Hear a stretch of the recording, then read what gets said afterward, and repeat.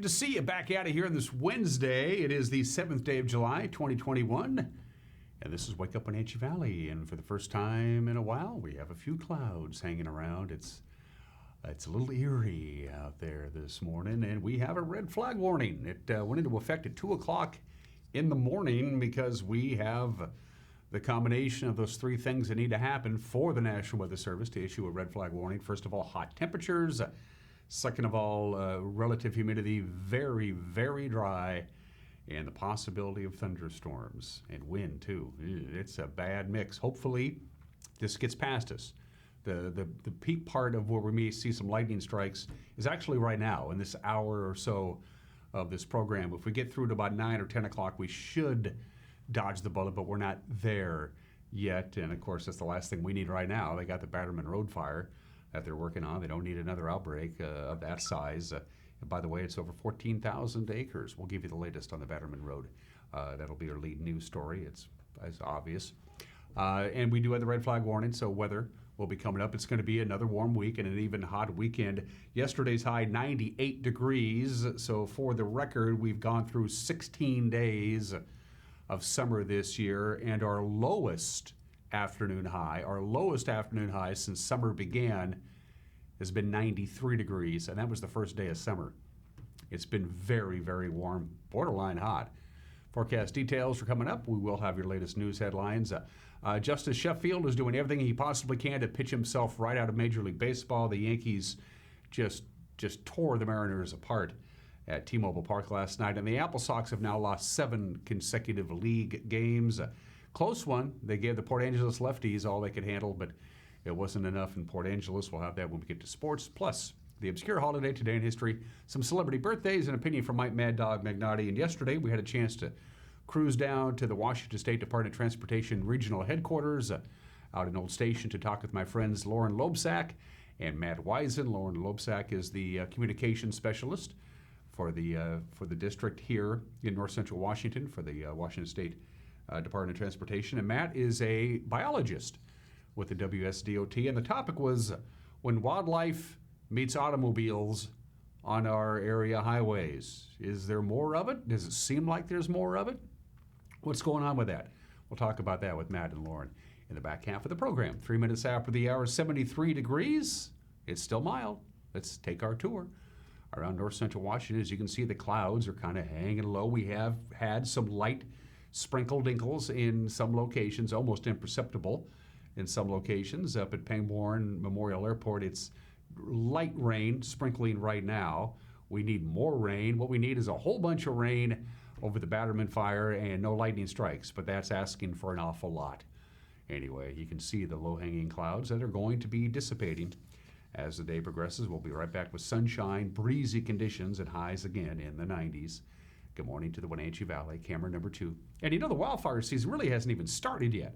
Our worst wildfires are normally in like September when everything is really baked out. That's a good example of things being completely baked out. Look how brown the hillside is. That looks to be maybe the Chelan Butte. Upper Butte and Chelan. So we have that pointed towards the Waterville Plateau. Looks like they're getting a little squall of rain up in the Waterville Plateau. You can see the cherry orchards down below with the netting to keep the crows from eating the fresh cherries before they can get them off the trees. You can't quite make out the Columbia River. Trust me, it's down there. So we say good morning to Waterville, and it looks like they have a little bit of a rain squall coming down up on the plateau. Camera number 3. We are off to see a large body of water, which I can't make out. Help me out, Megan. That's the Arundel Rock camera? Oh, she has that pointed up Lake Antioch, not down Lake Antioch. We haven't used that angle in a while. Normally, the Arundel Rock camera, we have it turned the other direction, 180 degrees. We can see Turtle Rock and Rocky Reach Dam, but no, we have it pointed up the other direction towards the Chelan area. Good morning to our friends in the Arundel Rock area. Dominating your view is Lake Antioch, the reservoir behind Rocky Reach Dam, and camera number 4. We are off to see, I'm trying to figure out what camera we're using. What camera is that, Megan?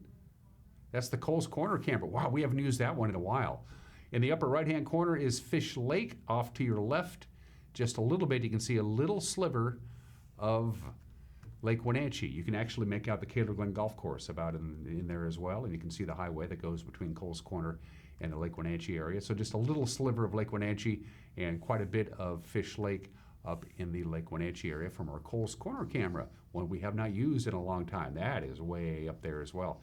Excellent usage of the cameras this morning from Megan. All right, 6 minutes, almost 6 minutes after the hour. Let's talk about this red flag warning. It started at 2 o'clock in the morning. It will go until 8 o'clock tonight. It is that combination, thunderstorms, wind, low relative humidity, and warm weather. And it's all, as you can see, all of eastern Washington and most of the Idaho Panhandle as well, even on into far western Montana almost. So the best chance of lightning and thunderstorms is really right now. That's why it expires at 8 o'clock tonight. But for us here in the Wenatchee Valley, our biggest concern is really between now and about 8:30 or 9 this morning. We see lots of clouds right now. That is going to be leaving our area, and we'll have the sun coming out and start beating down. And on top of all of that, we're going to have windy conditions here in the Wenatchee Valley. Pretty consistent northwest wind pretty much all day today, about 16, 17, 20 miles an hour, gusts above 25 in the Wenatchee Valley. And of course, there are those locations that are prone to stronger wind gusts than Wenatchee, and you know who you are. And in the meantime, temperatures are still going to be very warm, and relative humidity is still going to be very, very dry late in the afternoon. Okay, from the National Weather Service, here we go again. Just summertime weather. The living may be easy, but the fish are not jumping and the cotton is not high. 93, our forecast high today, yet another day in the 90s. And again, we have a slight chance of some thunderstorms and some rain this morning. Gradually, the sun will come out and the wind will be picking up in intensity. We'll get down to 63 for the overnight low tonight. And by the way, it will be windy into the overnight hours. So again, another important day for the 300 plus people fighting the Batterman Road fire. Then we calm down quite a bit. Thursday, sunshine, very little wind, high of about 95. Weak system comes through on Friday, and then here comes the heat again. 101, about 100 on Saturday, about 100 on Sunday, Monday, Tuesday. It has been an unseasonably hot summer, and we're just getting going. We have a big chunk of July left to get through. All of August and 2/3 of September is still summertime. So the air conditioner, give it a break if you can. Maybe overnight tonight. You can't. Most home air conditioners simply aren't designed to run nonstop for weeks at a time. I turned mine off on Friday night overnight. I just turned it from air conditioning to just the fan mode, just to give the compressor and the air conditioner a break. It's back on now. Anyway, just a thought. 8 minutes after the hour, when we come back, we'll have your latest information on the Batterman Road fire. Has been given to us by the incident management team. We'll have that for you 1 minute. You're watching Wake Up Wenatchee Valley on the NCW Live channel.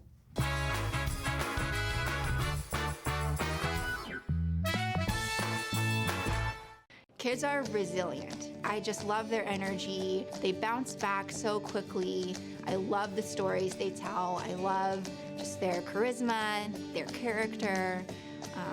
I love to see that subtle smile that you pull out of a kid, you know, when you start talking with them about something they really like. I just love what I do, and I can't imagine I would be as happy doing anything else.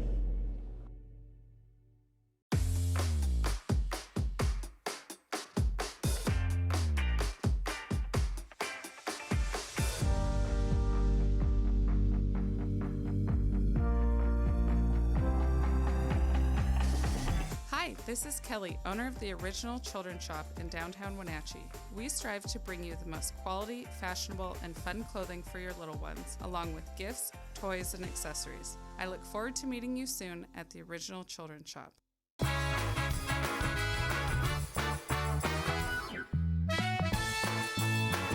73 degrees, fairly cloudy skies, some light sprinkles. The red flag warning is in effect. It'll expire, we hope, at 8 o'clock tonight. Even better if it expires earlier, but we had that combination of thunderstorms, possibly some dry lightning, very low relative humidity, strong winds, and warm temperatures. And we'll start out with the latest information we have on their Batterman Road fire. And this information came about sunset last night. It's much easier to map the size of a fire during the daylight.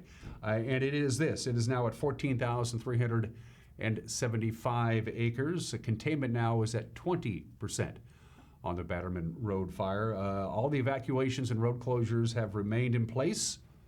That has not changed at all. They're still making sure that they're defending fire lines around structures. No structures have been lost. There has been no injuries. They still don't know the cause of the fire. I think that's a fairly recent shot of a shaky camera at the Batterman fire. That is a live shot, I'm told by Megan, from, I believe, our jump-off ridge camera.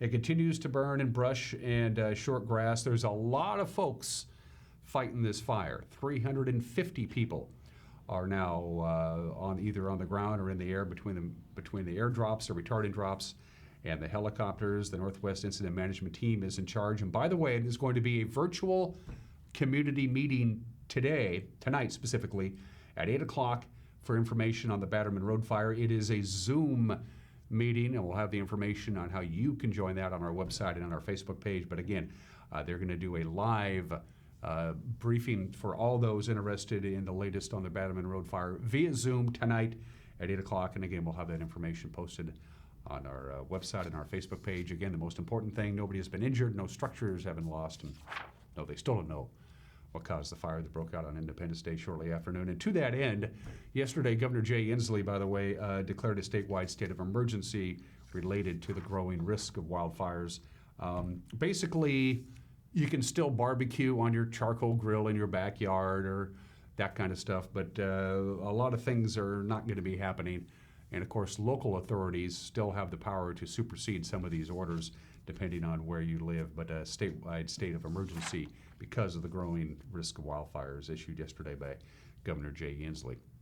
Okay, more news. A man's body was discovered over the holiday weekend on the west bank of the Columbia River in Wenatchee. His name and cause of death not yet known. Chelan County Coroner Wayne Harris said somebody reported sighting the body at about 6:30 in the evening on Sunday in the water near Hale Park at the south end of the Loop Trail.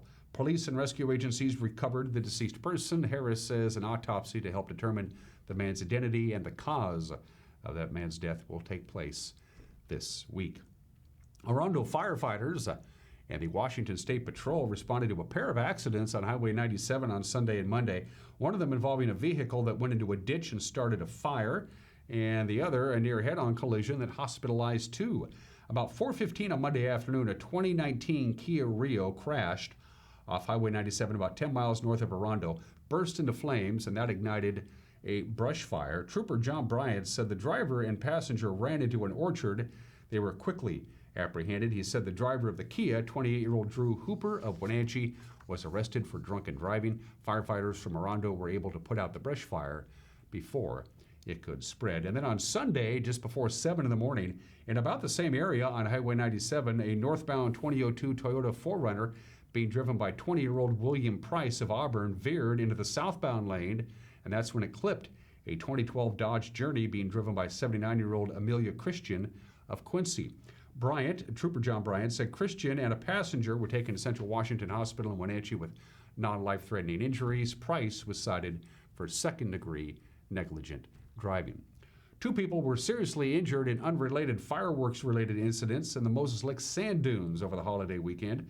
The Grant County Sheriff said a Moses Lake man in his 40s had to be airlifted to a hospital in Spokane on Sunday with severe damage to his hand when the fireworks he was handling detonated. And then early Tuesday at the dunes, a 15-year-old boy was flown to Harborview Medical Center in Seattle for damage to his hand and other injuries when a modified consumer firework he was handling detonated. The sheriff's office said neither of the incidents were life-threatening. Cherry harvest can be grueling work even in the best of circumstances, but during the record-breaking heat wave, well, orchard workers had to do a lot of that work at night to avoid the scorching temperatures in the daytime. The United Farm Workers Union provided this footage of a Wenatchee cherry harvest in the last week of June. As you can see, they're picking cherries by headlamps. Daytime highs, of course, last week reached historic levels, including 114 degrees on one day. Nighttime lows were in the 70s and 80s. The Farm Union says the heat and night work added to the already tough conditions in the orchards, where workers must climb tall ladders and share space with heavy machines.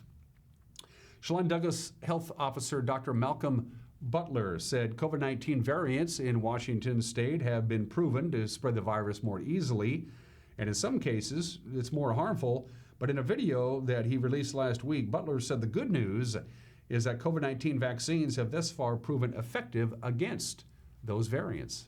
And so right now in Washington state, we are tracking 6 variants of concern.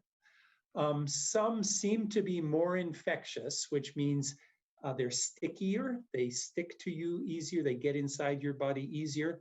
And some seem to be to do more damage once they are inside you. The newer sort of scarier variants that are just coming on the scene, they've only been around for a couple months, so we don't know that much about them yet. So what is uniformly true across the globe is that if nobody gets infected, then no mutations can happen. So as I mentioned before, mutations only happen when the virus is inside a human and is reproducing itself so that it can be transmitted to other people. If nobody gets infected, no variants can happen. And so I think for some of us, gosh, it just feels, why should we even bother trying, because these variants are going to come along and be terrible? Well, the reason why is if enough people get vaccinated that we can shut down the pandemic, that nobody can get infected anymore, then no more variants can ever be created. No more mutations would ever happen. But the thing I want you to take away that's really most important about this, and the very best news is that that when we look at studies of vaccinated people, the vaccine seems to be incredibly effective against all of these variants that we have right now. And that may be a little different than what you've heard in the past. You may have heard that some of these viruses are escaping and not the vaccines don't cover them well. And so a little bit of time on that. To do those studies, what we do is we draw blood from a person who has been vaccinated. And we put that blood in a test tube. And then we take one of these new variants and we put it inside the test tube also, and we see whether it gets destroyed by the antibodies in this blood that we drew from the person. And so, you know, in a lab, when we put viruses into test tubes, it looks like, yeah, maybe the antibodies don't protect us very well. But when we actually look at real life experience in Israel, in Europe, in the United States, the vaccines are still very effective, like 90% effective. And finally, on this Wednesday, NCW Young Voters was a group that was formed last year to engage politically with Valley residents just reaching voting age, 18. Their online forums last year brought together political candidates in races including the 12th District State Legislature. Well, starting July 15th at 6 o'clock, they're going to stream forums with all the candidates for the Wenatchee School Board. You can watch all those events live or recorded or on their NCW Young Voters Facebook page. And again, it begins on July 15th and goes through the rest of the month. And that's what's making headlines at 18 minutes after the hour. Do we have a promo? We do. We have a promotional announcement from Grant Olson, the anchor of the NCW Life Evening News. Good morning, Dan. Coming up tonight on the NCW Life Evening News, unseasonably warm temperatures and breezy conditions expected today and tomorrow, and then unseasonably hot Friday right through the weekend. Dan, you'll have the details in the complete North Central Washington weather forecast. And in sports, it's Dan again. You'll have the latest on the Mariners as they continue their series with the Yankees. That and all the day's news stories coming up tonight at 5, 6, and 10 on the NCW Life Evening News. We hope to see you then. Dan? Thanks, Grant. Grant's taking the day off today, by the way. Jefferson Robbins will be in the anchor chair, and as Grant just mentioned, I'll be handling weather and sports. Tune in. You never know what's going to happen at 5, 6, and 10. At the bottom of your screen are all the ways you can get a hold of us. It's not all the ways you can get a hold of us. It's the best way to get a hold of us. Use the internet. It's starting to catch on. You can email us directly, news@ncwlife.com, news@ncwlife.com. That's our email address. Go to our Facebook page and drop us a note via Facebook Messenger, or go to our homepage, ncwlife.com, and just click on the Contact Us icon, and it's down the road you go. Going to take a break. When we come back, sports, Apple Sox lose, Mariners really lose. We'll talk baseball, plus the obscure holiday, today in history, celebrity birthdays. Everyone's entitled to Mike McNally's opinion, and wildlife versus automobiles in our area roadway. Is it up? Is it down? What's going on? We're going to talk to the experts who know about that when we come back. You're watching Wake Up Wenatchee Valley on the NCW Life channel.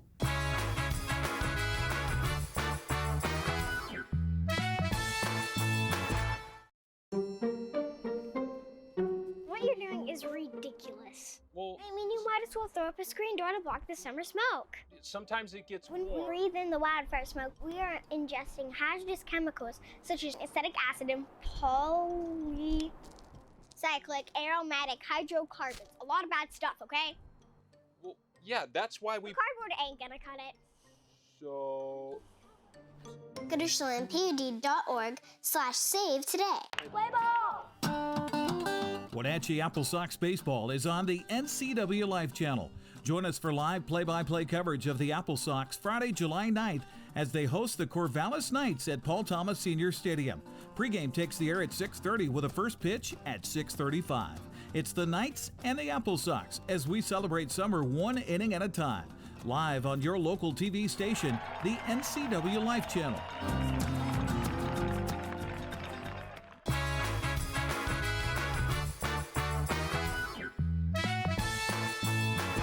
"21 minutes after the hour in sports." Speaking of the Apple Sox, they battled with their bats last night, but unfortunately, again, they lose another league game. The Port Angeles lefties got the best of them, 8-7 last night at Civic Field. Wenatchee plated 7 runs off 12 hits. That normally gets the job done. That's the 4th straight game that the Apple Sox have scored 7 or more runs. They ran in front of Port Angeles after they scored 2 runs in the top of the 4th. That gave them the lead. And then after trailing 5-2 late in the game, Wenatchee drove home 5 combined runs in the 6th and 7th innings. They took the lead back. Even more impressive, Wenatchee scored all 4 runs in the 7th with 2 outs. The big stars for the Apple Sox last night: Adam Grobe retook the team lead for hits after his perfect night. He had 3 hits, 3 RBIs, and he scored a couple of runs. Grobe was not alone, though. Also, Dakota Duffalo produced his own 2-hit show, and left fielder A.J. Guerrero picked up 3 base hits and 5 trips. Guerrero, Duffalo, and leadoff hitter Enzo Apodaca all scored twice, but for Port Angeles, the go-ahead runs in the bottom of the 8th came on a Apple Sox error and a pass ball, and then reliever Zach Thomas picked up the final 3 outs to earn the win for the lefties. They're known as the lefties, but they have right-handed players. Starting pitcher Cole Hatton for the Apple Sox turned in his best start of the year so far. He gave up just one walk, and he struck out 6 lefties to set a new season's best. He had good control, but again, in the end, the Apple Sox lose 8-7. The Apple Sox have now lost 7 consecutive league games. They'll try and snap that streak tonight. Game 2 of their 3-game series against Port Angeles. First pitch, 6:35. Giancarlo Stanton clubbed a 3-run home run off the railing in the second deck in the first inning, and it was on the road they went. Luke Voigt had a career-high 5 hits, 3 RBIs. The Yankees thumping the Mariners last night at T-Mobile Park, 12-1. DJ LeMahieu singled in each of the first 3 innings. He's the first Yankee to do that in about 3.5 years. And Stanton's homer was his 15th of the season. Here are highlights. Elevated again, and there it flies. Goodbye. Out like a light. 3-0 Yankees on a laser from Giancarlo Stanton. And Duhar rips that to left center field. That ball is going to be caught. Oh, what a grab. Fraley on the run makes the catch and robs Andujar of extra bases. He's looking for a spot to get him in there. Not high leverage. Another base hit for LeMahieu. He's 2 for 2. Another 2-2. Ground it up the middle. Nice backhand stop made by Moore to get the out at second. The 2-2. And it's full on Sanchez. Throw down to second, and Judge is in there safely with a stolen base. Out runners at second and third. Pitch is high, ball 4. It gets away from Terrens. Coming home to score is LeCastro. And the Yankees extend their lead to 4-0. The 0-2. Hit hard, base hit left field. 2 runs will score. It's a 2-out, 2-run single for Luke Voigt. And the Yankees take a 6-0 lead. Judge rips that. Another base hit into left center field. And Duhar scores. LeMahieu into third. He'll hang on there. Hits an RBI double for Aaron Judge. And the Yankees' lead is 8. Ione trying to find his way through the 3rd time through this order. Shallow left center. And Duhar can't make the catch. LeCastro comes up with it. A run will score. And Seattle on the board for the first time tonight. A bloop single from Ty France. Beautiful curveball. Strike three. Grounded to short. Urshela across his body. Got him. Beautiful play from Gio at short. For the Yankees, they scored 12 runs and 18 hits. That's the best in both of those categories so far this year. For the Yanks, the big offensive outburst made it easy for New York's starting pitcher, Jameson Taillon. He pitched with a lead from the outset, and he looked good. He cruised to the Mariner lineup. He allowed just 4 hits and just the 1 run that you saw. As far as Justice Sheffield is concerned, he may no longer be a Mariner. He's certainly probably going to lose his start in the starting rotation. He's lost his 4th straight decision. He's been struggling for about a month now. Couldn't make it out of the 2nd inning for the first time in his career. He has not gotten to 5 innings in 4 out of his last 5 starts. Justice Sheffield has allowed 32 hits and 23 earned runs over his past 5 starts. He's scheduled to start the final game before the All-Star break. Manager Scott Service says we're going to be evaluating that. By the way, the Yankees are 22-5 in Seattle since 2012, and if they win either tonight or tomorrow night, they would win their 10th consecutive series against the Mariners at T-Mobile Park. They'll play again tonight. For the Yankees, they'll go with Domingo Germán, and for the Mariners, it's Yusei Kikuchi. And those are just some of the games that people are playing on this Wednesday, the 7th day of July, and the obscure holiday. Today is Video Games Day. The first video game actually goes back to 1958. It was a physicist, William Higginbotham. He kind of sort of invented Pong. Boop, boop. But he didn't really. For one thing, the computer was analog and it was pretty small, and it was a simple display. But of course, the big explosion came during the 70s, specifically the late 70s, when games like Pong and Computer Space and Asteroids, you could go to the video arcade and play them, and then all of a sudden you could buy the unit and play it at home. Thank you to Atari and Odyssey, 2 companies that no longer exist. One interesting fun fact about video games, by the way, happy hello Mario and happy Sonic the Hedgehog. Tom Hanks wanted to play Mario in the movie, the Super Mario Brothers movie, but Nintendo said no because they said Tom Hanks isn't a big enough star. He's like the biggest star that there is.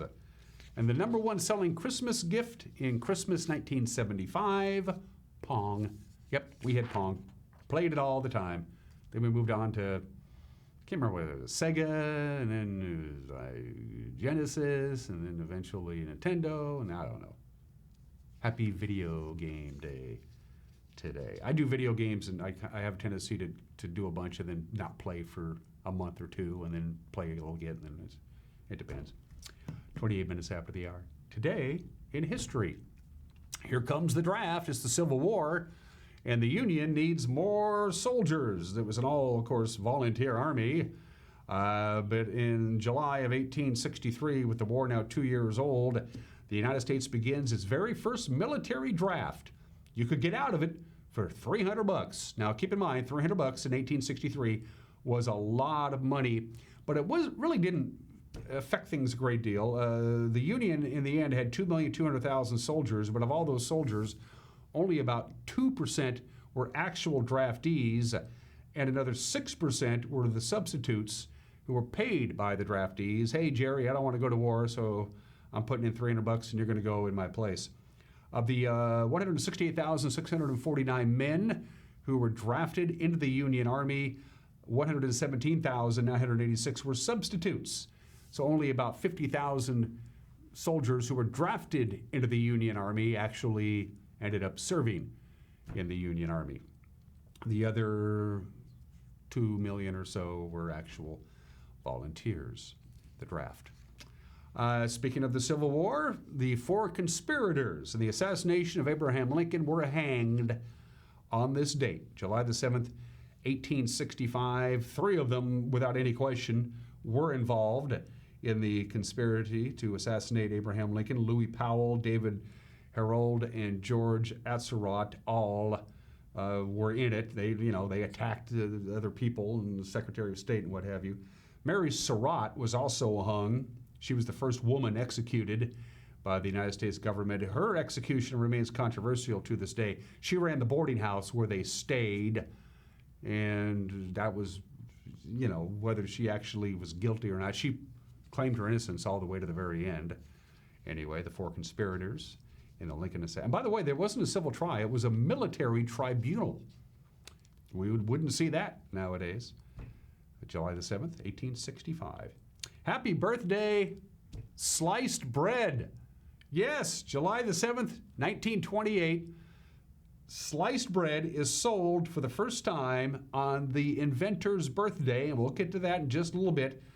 The Chillicothe Baking Company of Chillicothe, Missouri, begins to crank out sliced bread.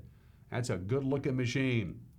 There it is. Happy birthday to sliced bread, which changed the lives of many people.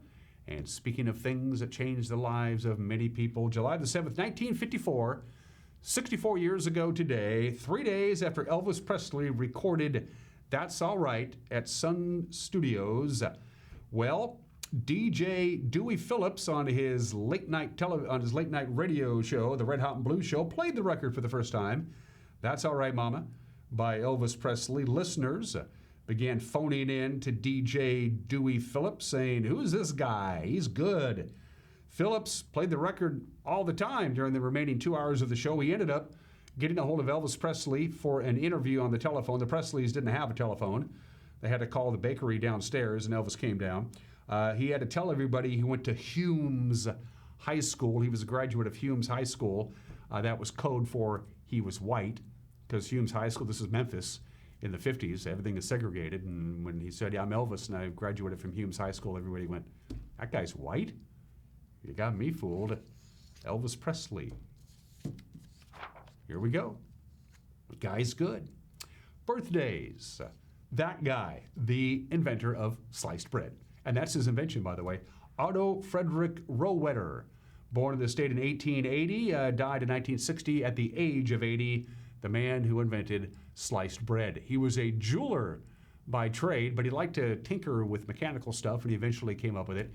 He ended up with 7 patents for the machine that would slice bread evenly. Ended up selling his patents, died a wealthy man.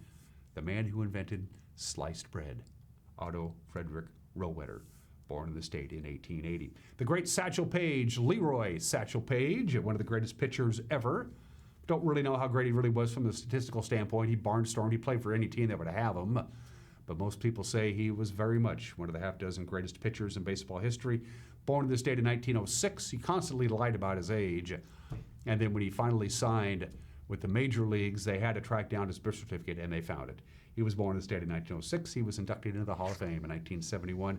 And peace and love to Richard Starkey, Ringo Starr. 81 years old. His net worth at $400 million makes him the wealthiest drummer of all time. And by the way, he's also one of the greatest drummers of all time. Peace and love to Ringo. He's 81 years old today. 34 minutes after the hour, going to take a break. Got an opinion from Mike Mad Dog McNaughty, and then my conversation with Matt Wisen and Lauren Loebsack from the Regional Office of the Washington State Department of Transportation. The topic, wildlife and automobiles, not a good mix. We'll have that for you when we come back. You're watching Wake Up Wenatchee Valley on the NCW Live channel.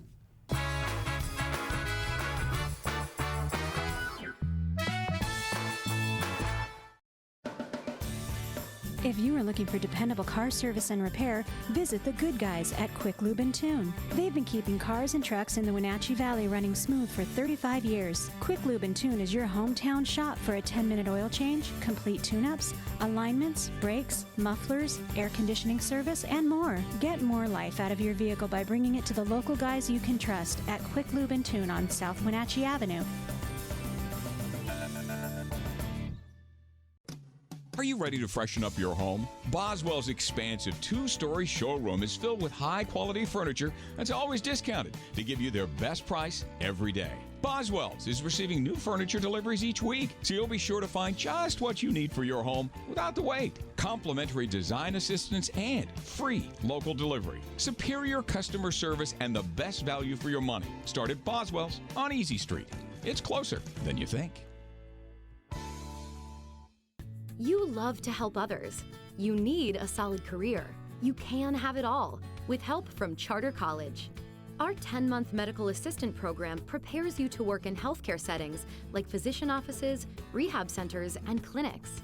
You'll learn to take patient vitals, assist with exams, administer injections, and maintain medical records. When you're ready to launch a rewarding healthcare career, visit chartercollege.edu because we work to get you to work.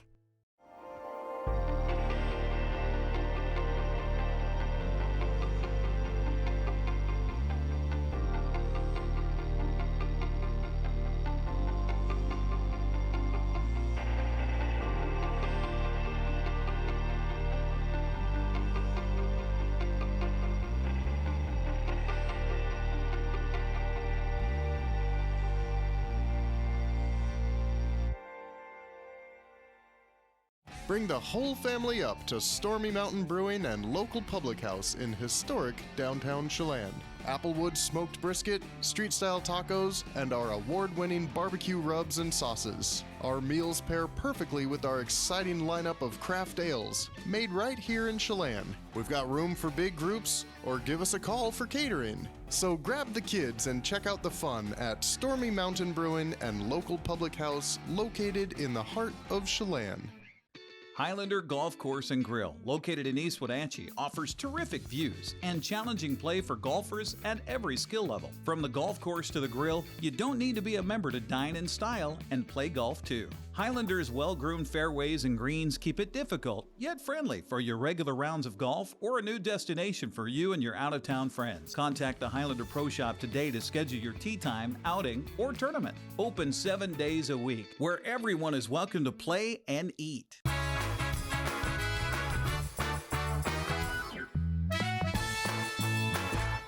Hey, this is Mike Mad Dog McNally, and everybody's entitled to my opinion. Now, a cool scene in the movie La La Land, you know, that flick that was almost Best Picture a while ago.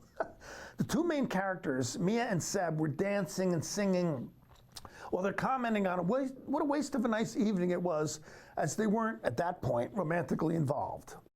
Now, Rosie and I both looked at each other, and we kind of grinned during that scene, because many years ago, we were on a church trip to Israel. I was going out for a walk, and I ran into Rosie in the lobby of the hotel, and I asked her, hey, she wanted to come on a walk with me. Well, we ended up sitting on a dock looking at a full moon over the Mediterranean Sea, and we joked about how romantic it was, and how it was just too bad that we weren't two different people romantically involved. Well, over 40 years later, I guess we were the right people after all. Yeah, I know, this is schmaltzy, but that's too bad. This is Mike Mad Dog McNally, and that's my opinion.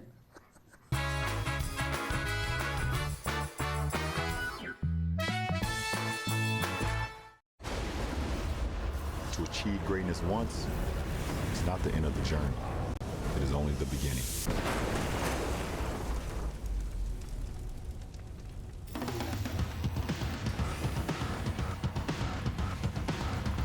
Introducing the next all-electric super truck.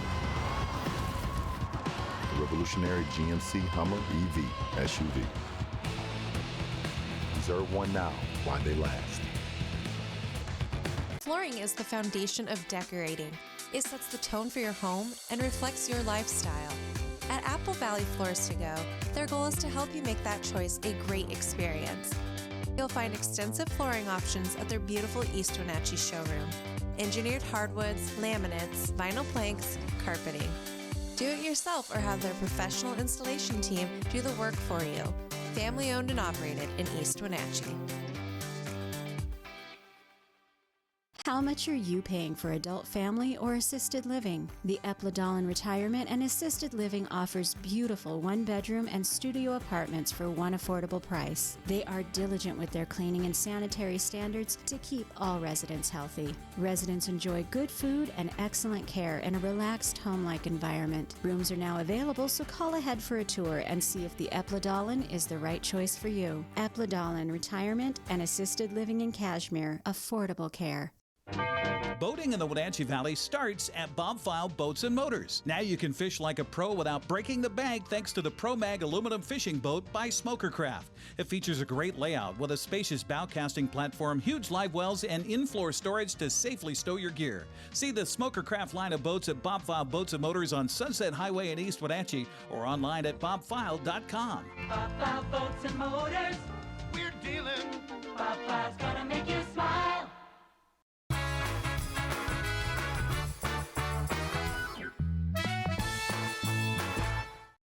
Welcome back to Wake Up Wenatchee Valley. I am Dan Kuntz. We're at the beautiful campus, the new campus of the Washington State Department of Transportation. On our way out here, we watched the old campus slowly get torn up, but this is a gorgeous facility, and we're out here to talk about wildlife versus automobiles.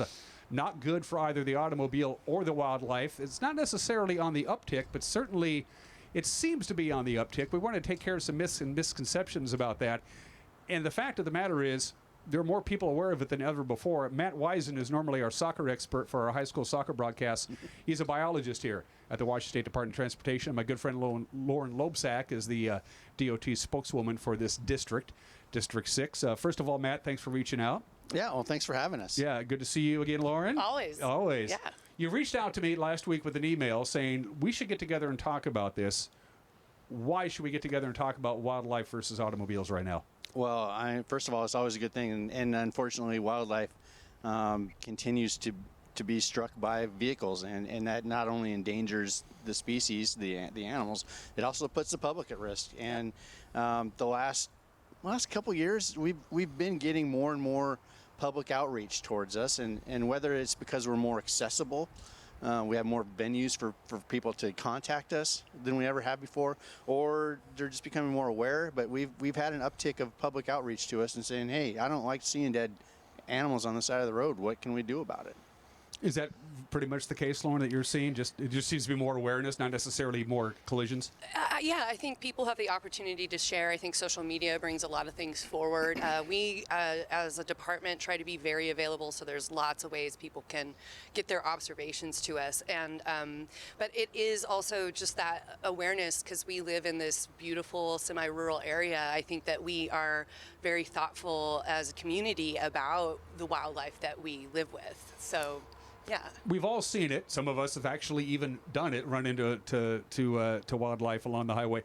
The map that you showed me that we're going to show you right now, it shows where they're most prevalent. First of all, up in Pend Oreille County, up above Spokane, the Omak-Okanagan Valley, along the Columbia River on the 97 corridor, and along the 97 corridor here in your district that you're responsible for. There seems to be a lot of that on either side of the river, mostly on the east side, where, as we look at that map of the 97 corridor, where there's been a lot of collisions, and basically, as you call it, I'm sorry, the map says disposing of carcasses or whatever, right?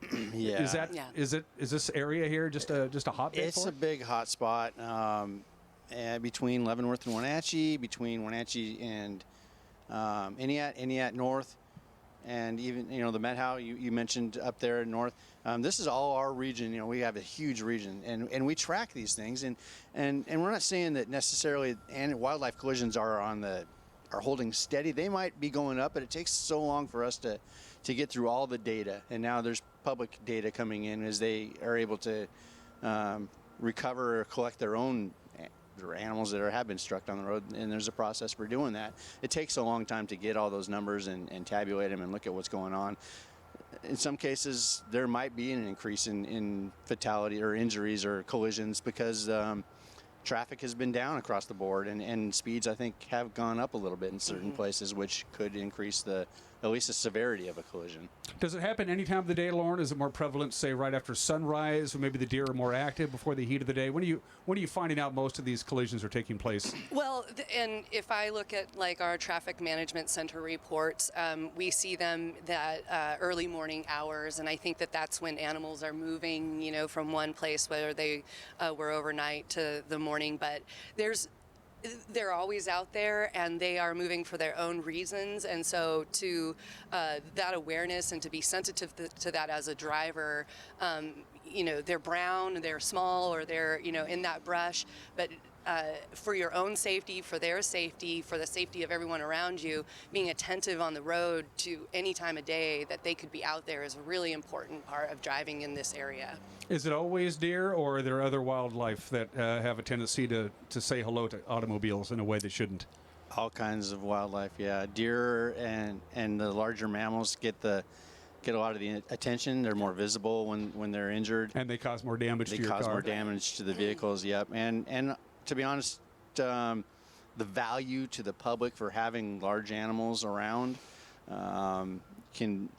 there's some formulas out there that will tabulate how much this deer is worth to the state.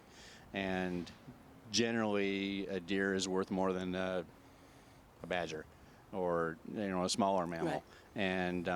And some of that has to do with insurance claims and stuff like that. But it also has to do with hunting tags that are purchased and people that travel to the state to look at wildlife, and they all spend money. So there's a formula in there, and generally the higher priority ones are the larger species. What's the DOT doing to help alleviate and cut down on these collisions? We know that there's the I-90 overpass has been a spectacular success. Just looking at the video from all the animals that use the I-90 overpass for the wildlife. What are we doing here in North Central Washington to help cut down on some of those accidents? Well, recently, it was before my tenure, and I'll have Matt speak to that a little bit. There was a collaborative effort up north in Okanagan County to put in a wildlife passage, and that has been really successful. That's where we've been able to capture some really great images of lots of animals using that passage. And I'd let Matt speak a little bit more to that project and how it came together and the success that we're seeing there. Yeah, these projects don't come about very quickly. Along our right-of-way, there are multitudes of various land uses, designated zoning, land ownership. It's a whole checkerboard, public, right? You got DNR, you got Forest Service, you got private landowners. Yep. Commercial, residential, all this stuff. And so when we put in a fence, a lot of times we have to put it partially on somebody else's right-of-way property.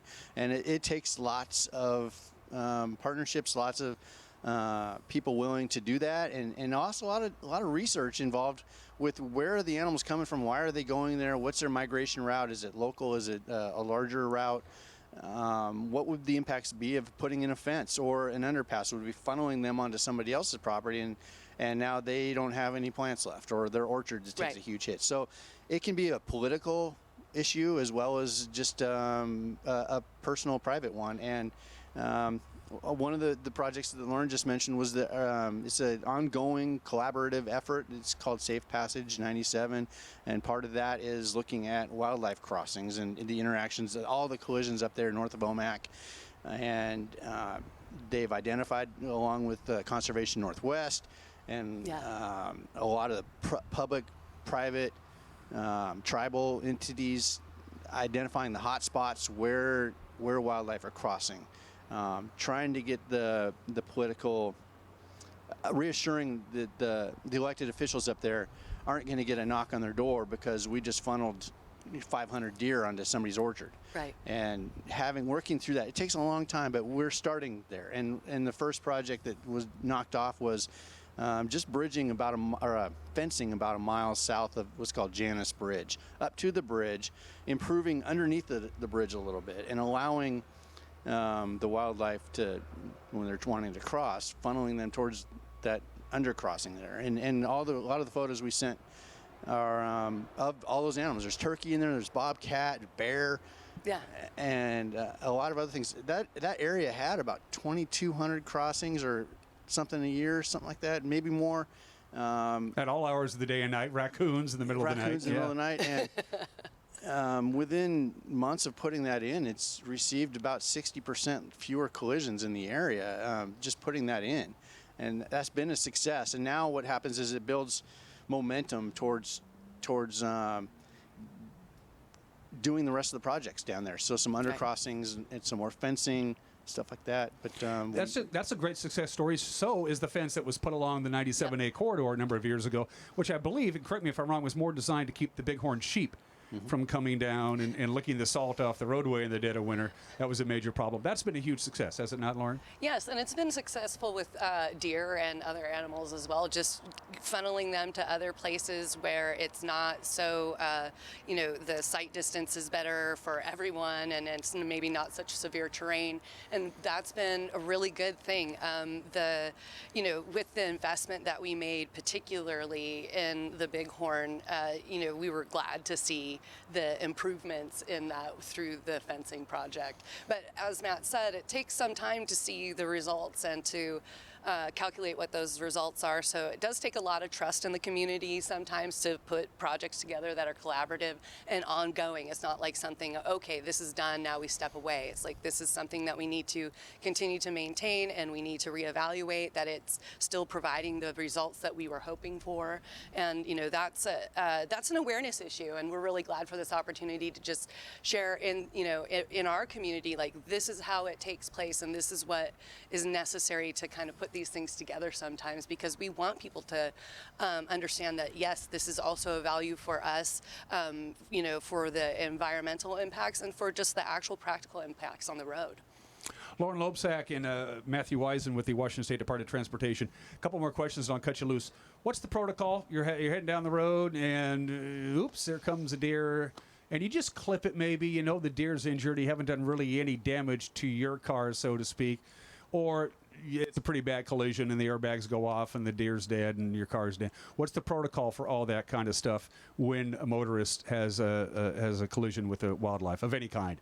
Right. What's the protocol? So if there is a collision that your airbags have gone off and the like, or there's any concerns, pulling off to a safe place if you're able to, and calling 911. State Patrol is going to, respond, and they have a lot of different connections with our traffic management center and our crews to be able to then dispatch if there was also an animal strike. But those ones that might be, you just clipped something or you're not quite sure, or you heard that thump or whatever, you can call our traffic management center and just let people know, let the person that answered know whereabouts you were, and then our crews can go make sure that when they're out patrolling, they can go review to make sure that there isn't an obstruction in the road, and also be able to manage what if there's something out there in the right of way. And we've all seen that when we didn't hit it, but we're driving on the highway and there's a dead deer in the middle of the roadway and there's nobody anywhere near it. Same deal. You want to pull over so you're not actually operating the automobile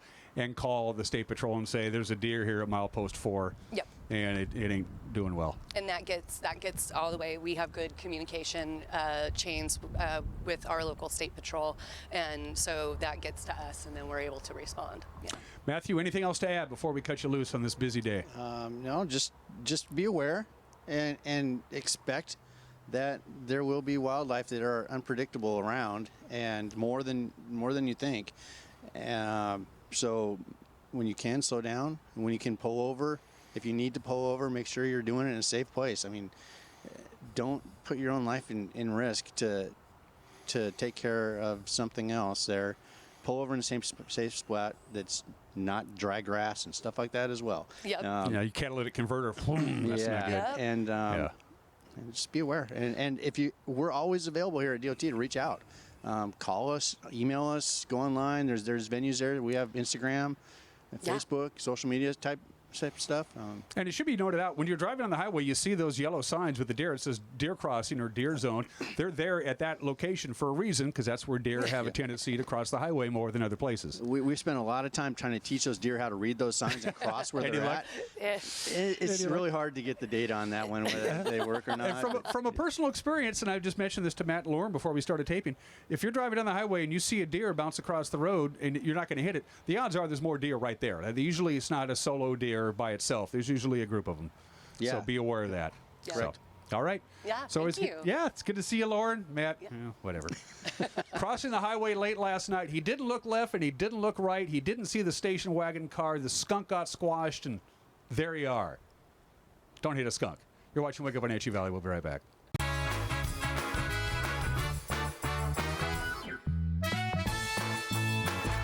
Hey folks, Carrie here from Blueberry Hills, here to welcome you back to all the delights of both indoor and outdoor dining.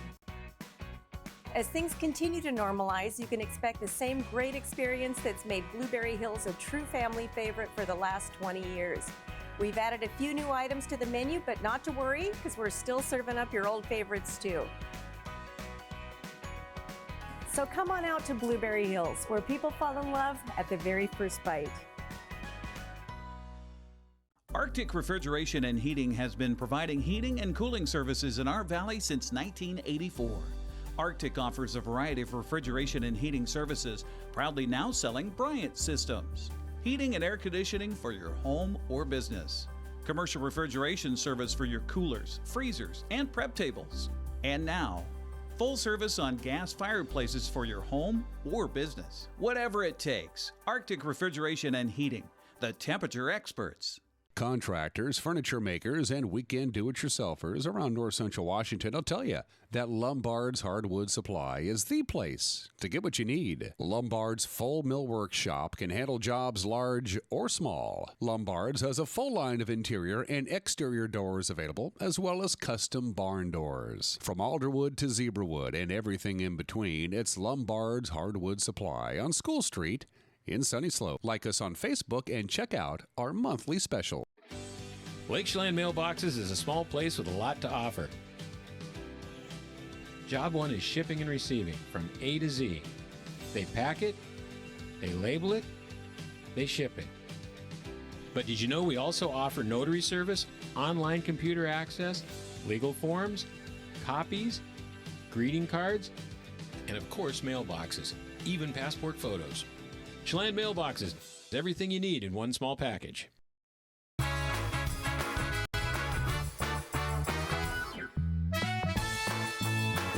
And we are back with about 3 minutes left to go on this program. As you can see behind me from our cross camera, we still have those low clouds.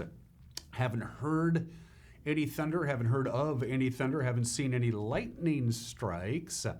But we have had some light rain, so that might be the best scenario. But what's really going on is, unfortunately, right now the wind is starting to pick up in intensity. And if you're just joining us, we are under a red flag warning, and that means we have all the necessary ingredients for any already existing fires, including the Batman Road fire, or any new wildfire that gets going could really get going today. It's a combination. In fact, I believe we have a slide to show for you. For the unfamiliar, it's a combination of low relative humidity, and it has been bone dry, especially late in the afternoon. Strong winds, hot temperatures, lightning, none of those things are good news. And as you can see, the red flag warning is for all of eastern Washington. It is set to expire at 8 o'clock tonight. We are right now in the bullseye of our best chance of getting some thunderstorms and some light rain. In fact, it's raining lightly at the airport as we speak. But the big thing this afternoon is going to be the wind. We're going to see gusts 25 to 35 miles an hour in many locations, especially out in the Columbia Basin. Now, the Batman Road fire is in north central Washington. What we haven't had is a significant wildfire out in the Columbia Basin. It is bone dry out there, and they're going to have stronger winds than we are. So hopefully you folks out in the Afraid of Moses Lake, down south in Othello, out to Odessa and Royal City, you're going to get through this okay. Fingers crossed from the National Weather Service. Here's your forecast. It's another day of sunshine. I know you're looking outside, so it's pretty cloudy. Well, the clouds are going to dissipate. The sun is going to start coming through, and we'll have mostly sunny skies by the time we get to the afternoon. We'll get up to about 93 degrees, and again, a northwest wind gusting 25 to 30 miles an hour here in the valley, stronger still in other locations. Clear tonight, 64 for the overnight low, still windy. Northwest wind 8 to 16 miles an hour, gusts as high as 25 to 30 miles an hour. We'll get up to about 94, 95 on Thursday. No wind at all on Thursday. Very mild for the overnight lows. If you've just joined us, we've had 16 days of summer so far, and our lowest afternoon high since summer began on June 21st, 93. That's been the coolest afternoon high we've had over the last 16 days. It has been an abnormally hot start to the summer. As you can see, we're back up to triple digits on Friday, Saturday, Sunday, Monday, And right on into Tuesday, no big relief in sight. What we need is cooler weather and rain because we're still in that drought. The latest on the Batterman Road fire will be updated regularly today on our Facebook page. And don't forget, they're going to have a Zoom meeting tonight at 8 o'clock for those people who are interested in the latest info. That's it for us. Have a good and safe Wednesday. We'll see you tomorrow. Bye-bye.